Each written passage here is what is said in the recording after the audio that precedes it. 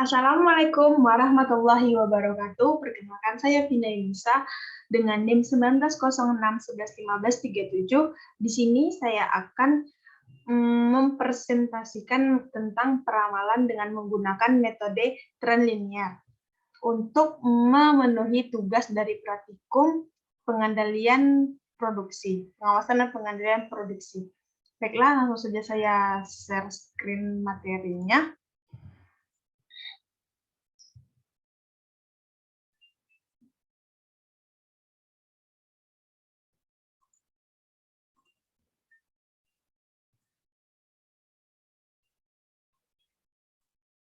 Nah, di sini dengan judul metode peramalan tren linear oleh Vina Yunusa, Teknologi Industri Pertanian Angkatan 19, Fakultas Pertanian Universitas Riau. Yang pertama, pengertian. Analisis tren merupakan suatu metode analisis yang ditunjukkan untuk melakukan suatu estimasi atau peramalan pada masa yang akan datang. Untuk melakukan peramalan dengan baik, maka dibutuhkan berbagai macam informasi data yang cukup banyak dan diamati dalam periode waktu yang relatif cukup panjang. Sehingga dari hasil analisis tersebut dapat diketahui sampai berapa besar fluktuasi yang akan terjadi. Manfaat peramalan dengan metode tren linear ini adalah kita dapat mengetahui kondisi masa yang mendatang. Peramalan kondisi mendatang bermanfaat untuk perencanaan produksi, pemasaran, keuangan, dan bidang lainnya. Syarat analisis data. Yang pertama, syarat suatu peramalan kuantitatif harus bisa memenuhi 3 kondisi, yaitu tersedianya informasi masa lalu, informasi dapat dikuantitatifkan ke dalam bentuk data numerik, serta dapat diasumsikan bahwa pola masa lalu akan berlanjut pada masa yang akan datang. Yang kedua, jika data yang dikumpulkan tersebut semakin banyak, maka semakin baik pula estimasi atau peramalan yang akan diperoleh. Sebaliknya, jika data yang dikumpulkan semakin sedikit, maka hasil estimasi atau peramalannya akan semakin buruk. Di sini ada metode yang digunakan pada tren linear, itu ada 4 macam. Yang pertama, metode garis linear secara bebas. Yang kedua, metode setengah rata-rata. Yang ketiga, metode rata-rata bergerak. Dan keempat, metode kuadrat terkecil. Dalam kasus ini dikhususkan untuk membahas analisis time series dengan menggunakan metode kuadrat terkecil yang dibagi dalam 2 kasus, yaitu kasus data genap dan data ganjil.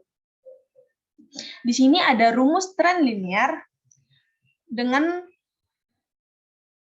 persamaan Y sama dengan A ditambah B dikali X. Dengan keterangan Y merupakan nilai tren periode tertentu, dan A merupakan konstanta, dan B merupakan koefisien atau parameter garis tren, dan X merupakan unit periode yang akan dihitung dari periode dasar.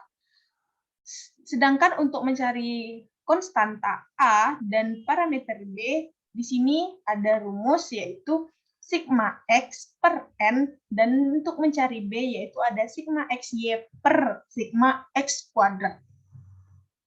Di sini saya membuat contoh soal, yakni sebuah perusahaan kacang mede mempunyai data penjualan selama 7 tahun terakhir, yakni 2011 hingga 2017. Data penjualan perusahaan kacang mede tersebut masing-masing adalah 680.000, 560.000, 504.000, 640.000, 680.000, 760.000, dan 700.000. Maka, hitunglah jumlah hasil penjualan perusahaan pada tahun 2021 dengan menggunakan metode tren linear. Nah, di sini saya sebelumnya sudah membuat tabel, yaitu ada nomor 1, 2, 3, 4, 5, 6, 7, karena kita pada soal kan ada 7 data 2011 hingga 2017. Di sini dengan data penjualan, ini dapat teman-teman lihat. Nah, sebelumnya penjualan ini akan saya simbolkan dengan Y. Kemudian kita akan membuat tabel baru karena rumus yang akan kita gunakan itu mengacu pada sigma XY, dan sigma X kuadrat. Maka kita akan lakukan pentotalan, dan kita harus mencari nilainya masing-masing. Baiklah, kita akan mencari nilai X. Nilai X kita buat tabel baru di sini. Anggap ini kosong dulu ya, teman-teman. Nah, sebelumnya kita akan melihat data kita. Data kita ganjil atau genap untuk mencari nilai tengahnya. Nah, kebetulan data yang saya buat ini yaitu data ganjil, jadi nilai tengahnya cukup mudah untuk dilihat, yaitu pada nomor 4 pada tahun 2014. Berarti ini X sama dengan 0. Kita tulis 0 di sini. Jika kita mempunyai data genap, maka berlaku pelipatan. Dan nilai X-nya tidak dimulai dari 0, tapi dari 1. Itu teman-teman sudah cukup jelas. Dan nilai berikutnya itu berlaku kelipatan, itu untuk data genap. Tetapi kalau untuk data ganjil itu tidak berlaku kelipatan, karena ini sudah jelas nilai tengahnya, yaitu pada 2014 X sama dengan 0. Untuk mencari nilai selanjutnya kita tinggal urutkan saja, yaitu 1, 2, mohon maaf teman-teman, yaitu ada 0, 1, 2, 3, kemudian di atasnya itu ada -1, -2, dan -3.